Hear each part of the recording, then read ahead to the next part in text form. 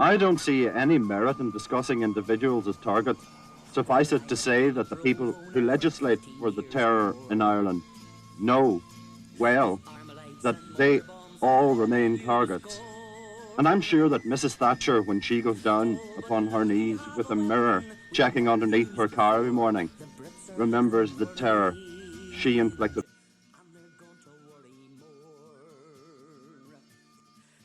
Today we'll discuss the Battle of Newry Road during the Irish Troubles, as well as the interesting air battles that took place in these years of obscure sectarian violence.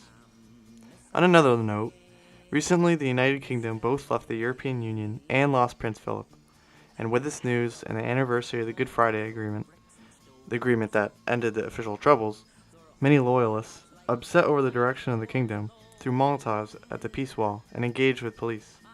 This reignition of sectarian violence, this time sparked by the British Royalists, was seen as a potential spiral of violence by the Irish Prime Minister. As I read about this, I got the idea to tell this story. It's relevant now more than ever, and maybe it can remind us about how the Troubles developed into a military conflict unseen since. First off, let's contextualize hundreds of years of history.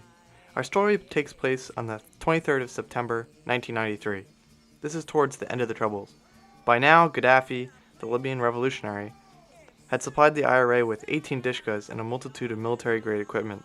The entire era of the Troubles was basically an attempt to unite Northern Ireland into the Republic of Ireland, finalizing the hundreds of years of war that Ireland had with uniting its island amidst British occupation and genocide.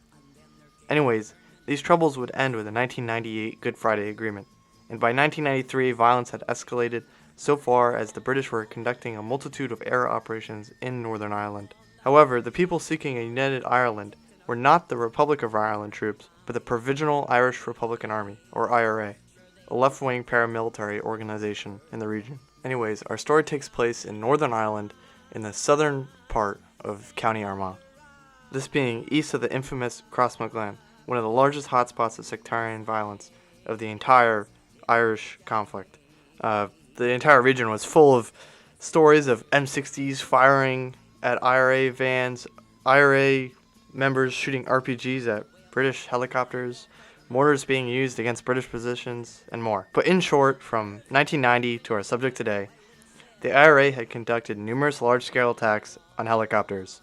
After all, these helicopters could scout out IRA positions, and until the Libyan deal, the IRA could only hide. But now, they struck back. The helicopters used over this region were the Puma and Lynx helicopters. There was also the Gazelle, but it was used more in the earlier years of the conflict. Moving on, the Puma was normally escorted by the highly mobile Lynxes, usually two.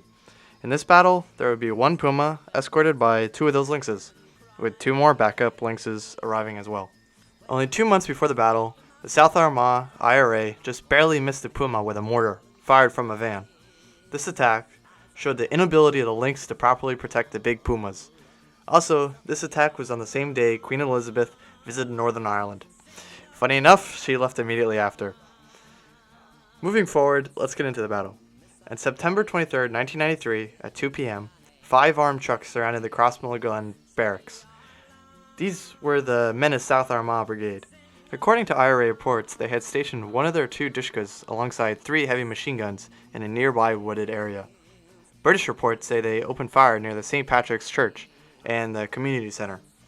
Either way, they quickly lit up the Puma, and soon enough after the 2 escorts, Lynx 1 and 2, were also hit.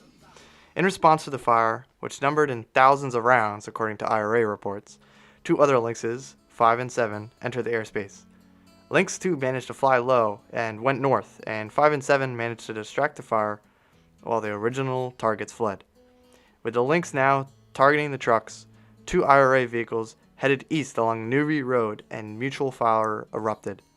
After a 12-mile chase, the hit helicopter was forced to turn back.